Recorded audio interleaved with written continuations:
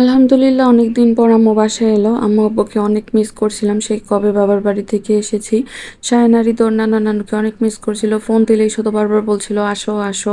ওরা ওদের নানা নানুকে অনেক ভালোবাসে, মিস করে, এই কারণে বারবার আসতে বলে। তারাও যেহেতু এত ভালোবাসে, ভালোবাসলে তো বাচ্চারা তাদের জন্য পাগল থাকেই।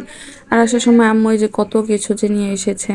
প্রথমে এখানে এই যে দেখাচ্ছি পেঁপে পেঁপে এগুলো ভাজি করে এনেছে, কেটে এনেছে ভাজি করবে তাই। তারপরে চিপস, তারপরে এই যে বিরিয়ানি মশলা, তারপরে এই যে গরুর মাংসের মশলা, রোস্টের মশলা, তারপরে এই যে সেমাই, মুগ ডাল, তারপরে এখানে মাসকলাইয়ের ডাল, আর এখানে এই যে আদা রসুন এক বয়াম নিয়ে এসেছে, আর দুধের বোতল অনেকগুলো নিয়ে এসেছে। বলেছিলাম যে দুধ শেষ হয়ে গেছে, তাই এই যে অনেকগুলো দুধের বোতল নিয়ে এসেছে। আর এখানে হচ্ছে এগুলা দেশি মুরগি সব, আম্মু যেগুলো এতদিন পালতো বাসায়, দেশি মুরগিগুলো নিয়ে এসেছে। আর এখানে হচ্ছে লইট্টা মাছ, লইট্টা শুটকি, আর এটা হচ্ছে ছুরি শুটকি। অনেকগুলো এখানে লইট্টা শুটকি আর ছুরি শুটকি নিয়ে এসেছে।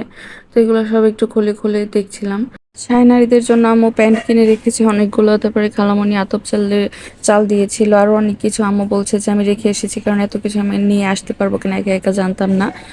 তো এই যে এখানে খালামণি এই যে খেজুর দিয়ে দিয়েছে, এই খেজুরগুলো খুব মজা, আজোয়া খেজুর দিয়েছে, যেটা তো অনেক বেশি মজা।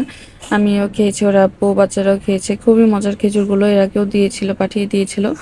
তারপরে এই যে ইন্ডিয়া থেকে আমার এক মামা এই যে মুভস দিয়েছে, আর একটা ভিক্স নাকি কি যেটা মলম দিয়েছে। তারপরে এই যে চকলেট টকলেট এগুলো এনেছে, সায়নারিতে যে ভাগ করে নিয়েছে চকলেটগুলো। তো সব কিছু এখানে আম্মু নিয়ে এসেছে। খালামণিদের বাসায় গিয়েছিল, তো খালামণি যা যা দিয়েছে সবই নিয়ে এসেছে। আর এখানে সন্ধ্যাবেলা সায়নকে নিয়ে আম্মু একটু বাইরে গিয়েছিল ফল আনার জন্য।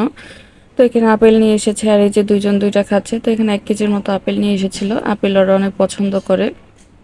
তারপরে এই যে এখানে আটা নিয়ে এসেছে 5 কেজি। আম্মু জিজ্ঞেস করেছিল আটা আছে কিনা, তো বললাম যে অল্প একটু আছে। তো আটা এনেছে, আর এই যে হুইল পাউডার এনেছে।